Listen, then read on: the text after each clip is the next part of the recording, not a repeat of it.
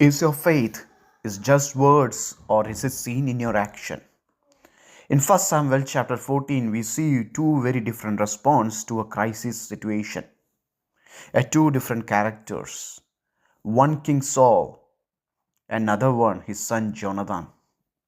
While King Saul was hiding under a pomegranate tree with a fear and unsure situation when he was faced the Philistine army threatened Israel.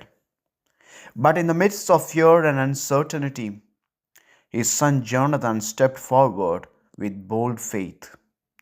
Jonathan trusted God, not just with words but in action. This is his words. He said, "Nothing can hinder the Lord from saving, whether by many or by few." Jonathan knew that victory does not come from how strong that you are.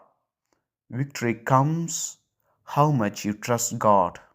Here it starts from Jonathan's conviction.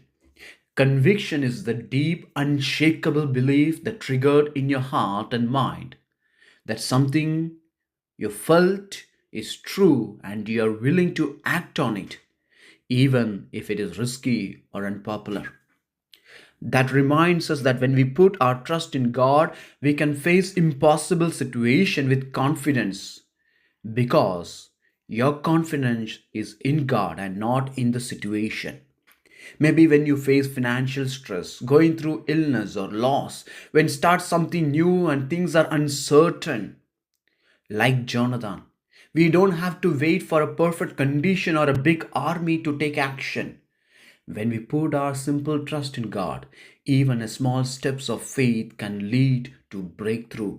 In contrast to Jonathan's bold faith, we see Saul was afraid and unsure, and fear and hesitation kept Saul acting boldly. What we do is often a direct reflection of our spiritual condition. When our spiritual life is neglected or compromised, it leads to poor judgment and harmful decision like Saul's. That's why cultivating the spiritual character is not an optional, it is an essential. Jesus teaches in Luke chapter 6 verse 43 to 45. A good tree produces good fruit and a bad tree produces bad fruit, which means what is in your heart shapes the action and the choices that you produce. If you like this video and you would like to hear the continuation, it is available on our channel. Titled as "Are You Waiting for Perfect Conditions?" or "Trusting God with Small Steps?"